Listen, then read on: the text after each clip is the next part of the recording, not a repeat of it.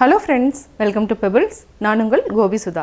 நம்ம இன்னைக்கு செய்ய போறது புரட்டாசி தளிகை. அதாவது புரட்டாசி மாதத்துல வரக்கூடிய சனிக்கிழமை அன்னைக்கு நம்ம வந்து செய்யக்கூடிய தளிகை தான் நம்ம செய்றோம். செய்ய போறது புளிக்குழம்பு. இதுக்கு ஒரு கரண்டி அளவுக்கு நம்ம எண்ணெய் விட்டுக்கலாம். எண்ணெய் காஞ்சதுக்கு அப்புறம் 1/2 டீஸ்பூன் கடுகு, உளுத்தம் பருப்பு, கருவேப்பிலை, கொஞ்சமா பெருங்காயம். இதுக்கு ஒரே ஒரு வரமிளகாய், பூண்டு 4 பல் பொடியா நறுக்கி இருக்கிறேன். ஒரு பெரிய வெங்காயம். வெங்காயம் பூண்டு நல்லா வதக்கிக்கலாம். இதுக்கு தேவையான இன்னும் கொஞ்சம் நல்லெண்ணெய் ஊற்றிக்கலாம். இன்னும் 1 டீஸ்பூன் அளவுக்கு நல்லெண்ணெய் விட்டுக்கலாம். வெங்காயம் நல்லா வதங்கிடுச்சு. இப்போ நம்ம தக்காளி ஆட் பண்ணிக்கலாம். தக்காளி அரைச்சும் ஆட் பண்ணிக்கலாம், இந்த மாதிரி ஆட் பண்ணிக்கலாம், பொடியாக கட் பண்ணி ஆட் பண்ணிக்கலாம். கொஞ்சமாக உப்பு ஆட் பண்ணிக்கலாம். இதுக்கு தேவையானது மஞ்சத்தூள் போட்டுக்கலாம்.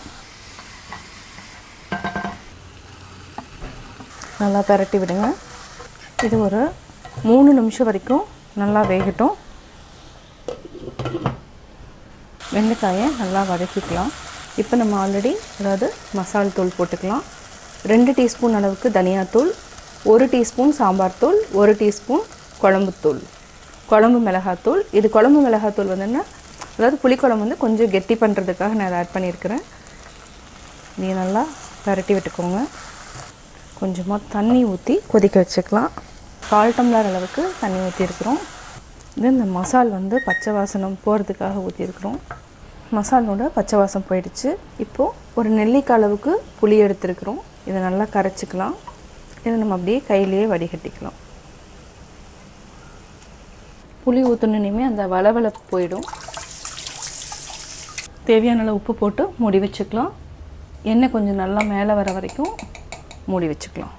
அவ்வளோதான். இது எண்ணெய் மேலே வந்துருச்சுனாவே நல்லா வெந்துருச்சுன்னு அர்த்தம். புளிக்குழம்பும் ரெடி ஆகிடும். புளிக்குழம்பு ரெடி ஆயாச்சு. இப்போ வந்து எண்ணெய் வந்து பிரிஞ்சு வர ஆரம்பிச்சிருச்சு. இந்த ஸ்டேஜ்லேயே நம்ம ஆஃப் பண்ணிக்கலாம். புளிக்குழம்பு ரெடி. இப்போ செய்ய போகிறது உப்பு பருப்பு. உப்பு பருப்புக்கு ஒரு 2 டீஸ்பூன் அளவுக்கு நம்ம எண்ணெய் விட்டுருக்கோம். இதுக்கு கடுகு 1 டீஸ்பூன், உளுத்தம் பருப்பு 1/4 டீஸ்பூன், கடலைப்பருப்பு 1/4 டீஸ்பூன், சீரகம் 3/4 டீஸ்பூன். இதுக்கு வந்து சீரகம் தான் அதிகமாக சேர்த்தணும். இது கொஞ்சம் பொன்னிறமாயிரட்டும்.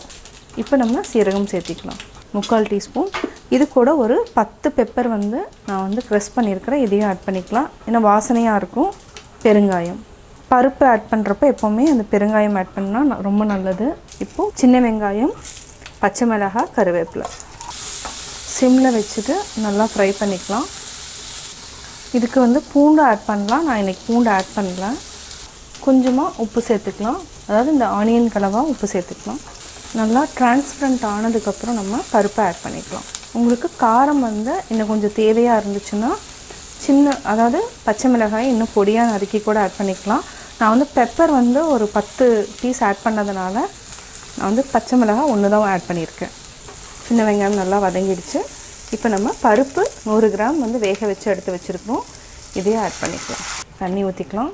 இது நல்லா கொதி வந்தோடனே இறக்கிடலாம். இது வந்து ரொம்ப நேரம் கொதிக்கணும்னு அவசியம் இல்லை. கொஞ்சம் தேவையான உப்பு போட்டுட்டு மூடி வச்சிடலாம். அவ்வளோதான். இது நல்லா கொதிக்கட்டும். அதுக்கப்புறம் ஆஃப் பண்ணிக்கலாம். உப்பு பருப்பு ரெடி ஆயாச்சு. நல்லா கொதிச்சிருச்சு. இப்போ ஆஃப் பண்ணிக்கலாம். உப்பு பருப்பு வேறு பாத்திரத்தில் மாற்றிக்கலாம். ரசப்பொடி அரைக்கிறதுக்கு தேவையான பொருட்கள் நம்ம 1 மிளகாய் எடுத்துக்கலாம். இதுக்கு வந்து நாட்டு பூண்டு ஒரு 15 பல் ஆட் பண்ணிக்கலாம். சீரகம் ஒரு 3/4 டீஸ்பூன், அதாவது இந்த அளவுக்கு ஆட் பண்ணிக்கலாம். மிளகு ஒரு 1/2 டீஸ்பூன், மல்லி விதை இது ஒரு 1/2 டீஸ்பூன் ஆட் பண்ணிக்கலாம். இது கூட கொஞ்சம் பெருங்காயத்தூள் ஆட் பண்ணிக்கலாம். ஒரு ஈர்க்கு கருவேப்பிலை ஆட் போட்டுக்கலாம். இதை வந்து நல்லா அரைச்சிக்கலாம். நம்ம ஃபஸ்ட்டு வந்து ரசப்பொடிக்கு ரெடி பண்ணிட்டோம். இது வந்து என்னென்னா 2 தக்காளி, பருப்பு தண்ணி, சின்ன நெல்லிக்காய் அளவுக்கு புளி நல்லா ஊற வச்சுருக்கிறேன். இது நல்லா மசிச்சு இந்த தண்ணி மட்டும் தனியாக நம்ம எடுத்து வச்சுக்கலாம். அதுக்கப்புறம் ரசப்பொடி கரைச்சதை நம்ம ஆட் பண்ணிக்கலாம். அவ்வளோதான். நல்லா கரைச்சி தண்ணியை எடுத்துக்கலாம். ரசத்துக்கு நம்ம கரைச்சிட்டோம். அதாவது 2 தக்காளி, புளி, பருப்பு தண்ணி. இப்போது பூண்டு, சீரகம், மிளகு, ஒரு வரமிளகாய், கொஞ்சமாக கருவேப்பிலை இதையும் நான் மிக்ஸ் பண்ணிக்கலாம். இன்னும் கொஞ்சமாக தண்ணி விட்டு இதுக்கு தேவையான அளவு உப்பு போட்டுக்கலாம். அவ்வளோதான். கொஞ்சமாக மஞ்சத்தூள். இது நல்லா மிக்ஸ் பண்ணி விடுங்க. அவ்வளோதான். ரசம் ரெடி ஆகிடுச்சு. நம்ம வந்து என்னென்னா தாளிச்சுக்கலாம். இப்போ நம்ம ரசம் தாளிச்சுக்கலாம். 1 டேபிள் ஸ்பூன் அளவுக்கு எண்ணெய், கடுகு 1/2 டீஸ்பூன் அளவுக்கு. நல்லா பொரிஞ்சதுக்கப்புறம் கருவேப்பிலை கொஞ்சமாக, 1 வரமிளகாய் போட்டுக்கலாம். நல்லா பொரியட்டும். பெருங்காயம் போட்டுக்கலாம். கலக்கி வச்சுருக்கிற புளி தண்ணியை ஆட் பண்ணிக்கலாம். கொதிக்கிறதுக்கு முன்னாடியே நம்ம ஆஃப் பண்ணிடலாம். இப்போ மூடி வச்சுக்கலாம். ரசம் நல்லா நுர வந்துருச்சு, ஆஃப் பண்ணிக்கலாம். ரசம் ரெடி ஆயாச்சு.